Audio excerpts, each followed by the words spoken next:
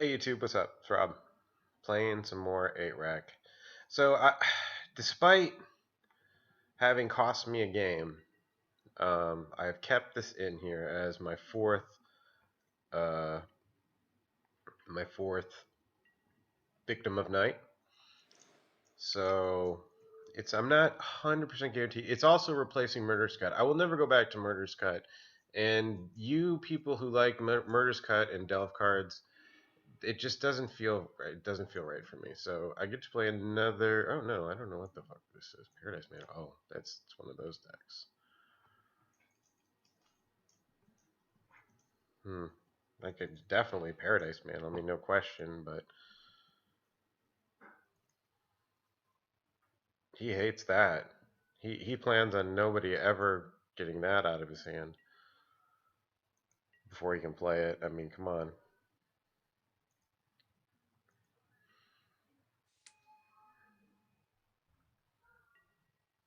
So I think I definitely right now want to play the Pack Rat, and I want to go for the hopefully.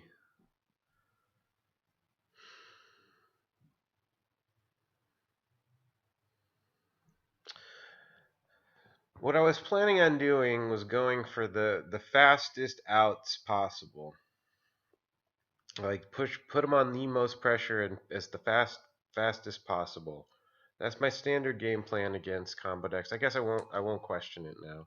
The only reason I would question it is because I don't 100% represent a permanent third land to trigger this thing, but I can at least do it once, so we'll see. And I do get it, so I guess it works out okay.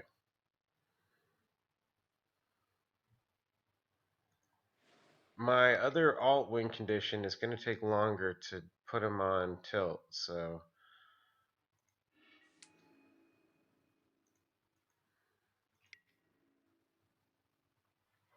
the rats can take over a game very, very fast. And he had nothing to deal with it right now that I saw in his hand. A bunch of lands and God's willing.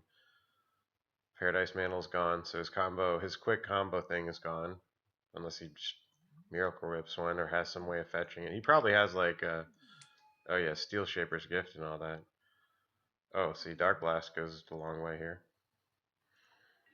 So yeah, that's cute actually that the Darkblast would be in this case really, really nice.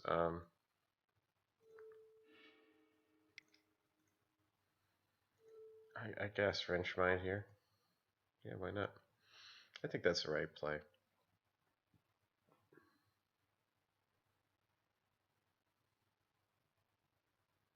He probably could come up with an artifact. It says 50-50 that he has an artifact.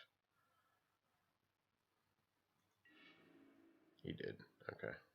Well, that's still good. I don't care. He gets rid of something that he needs that artifact.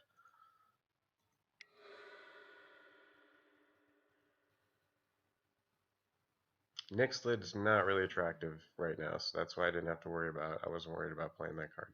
I'm way more. I would way more consider. I don't need to Dark Blast, so I get the free Pack Rat. So I'll just do it like this. Instead of pitching, you might as well you get one for free basically when you draw it. That's the other nice thing is the Pack Rat's always no real problem with multiples. Whenever you draw them, even if it's in your opener, it's never too much of a problem. They stack very nicely because this basically triggers this effect one cheaper.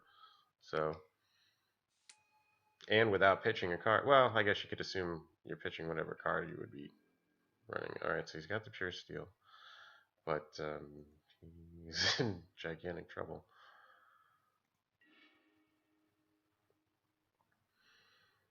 Um,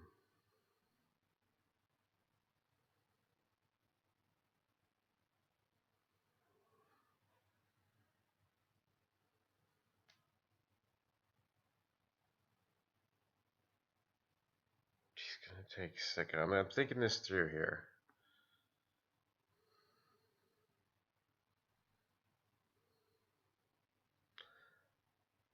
Make him take 8 no matter what.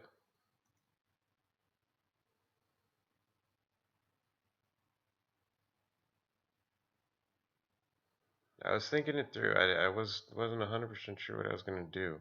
He does have the God's Willing.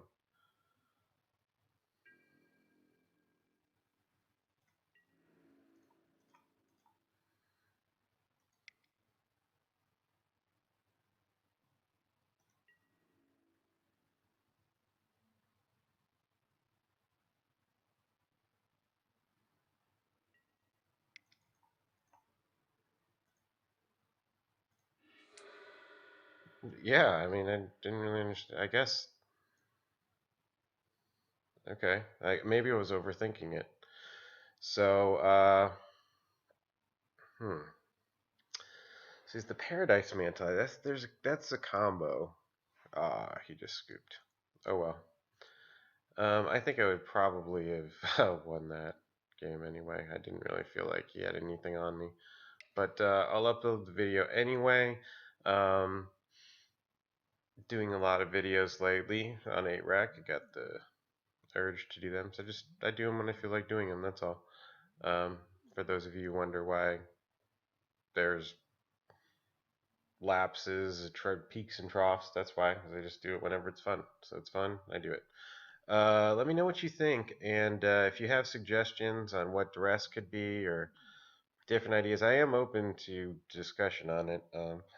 Not too much open to much else, not right now anyway. Extirpate is fantastic card. Uh, you can't really say enough good about it. For those people who are looking for ways to hate on Graveyard, I say this is your card of choice. No, not Leyline of the Void. It's not consistent enough.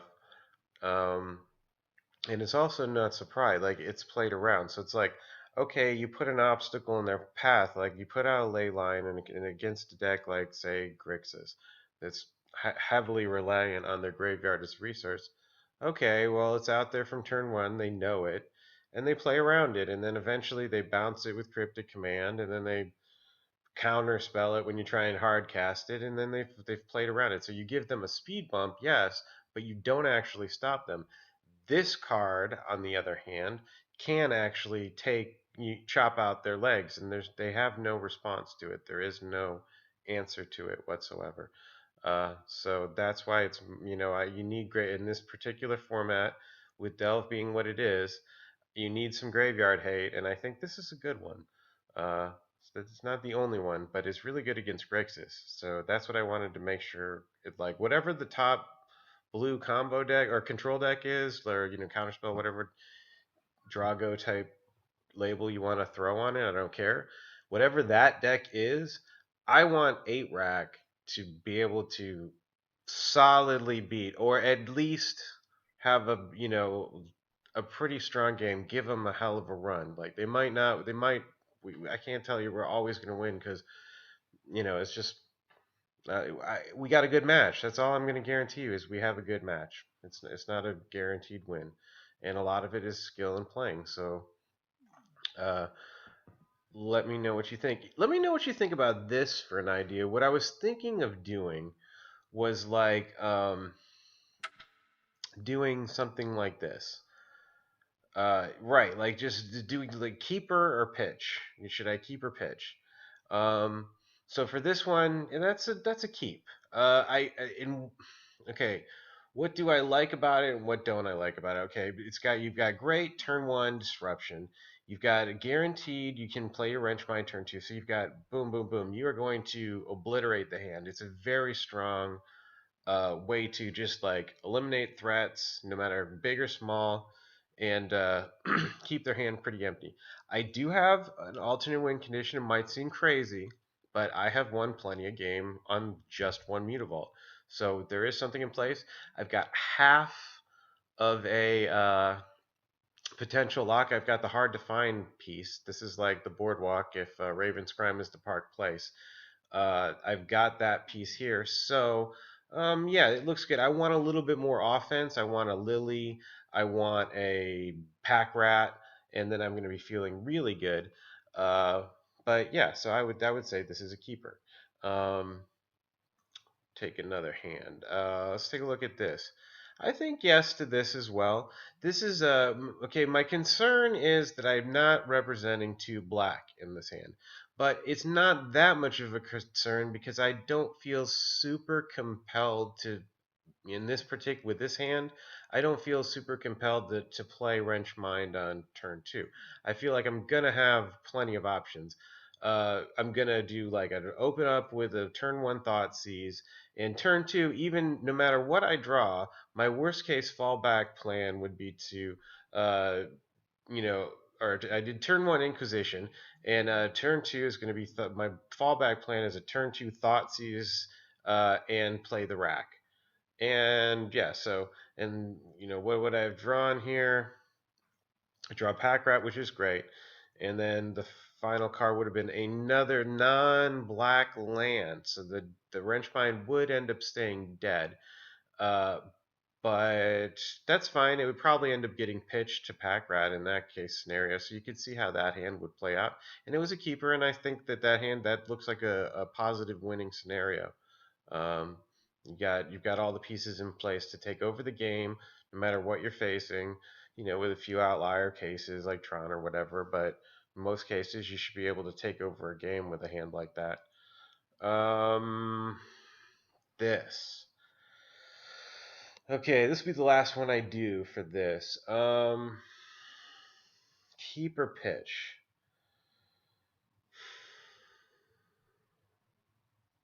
This would be one that I'm considering, but I'm just gonna have to say pitch on this one, especially with the new mulligan rule being what it is. I really, really want to keep this hand because if I just had one more land, I would be so mint. What would I have drawn? I would have drawn a land into, I don't know why it gave me so many cards. Oh, I lost that hand. I lost the last one. I just drew another hand. Oh well, so I would have mulliganed that last hand though. The reason I would have mulliganed it, and if you can go back, I can remember what it was. The reason I would have mulliganed it is just because the 2 lilies, with only one land showing now. Yes, granted, I could have had a turn 1 play and a turn 2 play to disrupt their hand, but and that would have kind of bought me some time to possibly draw into 2 more lands. But I think that with just that one land and just those 1 and 2, that would be it. I would basically be, completely at the mercy of my deck. And so it was too much at the mercy of my deck and not enough in my control. So that last hand was a pitcher. But I will not tell you to pitch every one-lander because there are plenty of playable one-landers. I do it all the time. I mean, not all the time, but I do it. And when I do it, it usually works in my favor. Some of them you got to pitch, but there are some keepers out there. And knowing those keepers is a good important skills. So maybe I'll just tack on a couple of those at the end of the video. You guys can always end my videos right after the game. I just put in some extra info and stuff like that at the end of my videos just for fun. So, but feel free to just end my videos right after the game. But I guess maybe 1 or 2 people stick to the end of these things because they like to hear my thoughts on the deck or where it's going or why I like certain things. Um, anyway, so it's my channel. I can do what I want on my vids. Ha.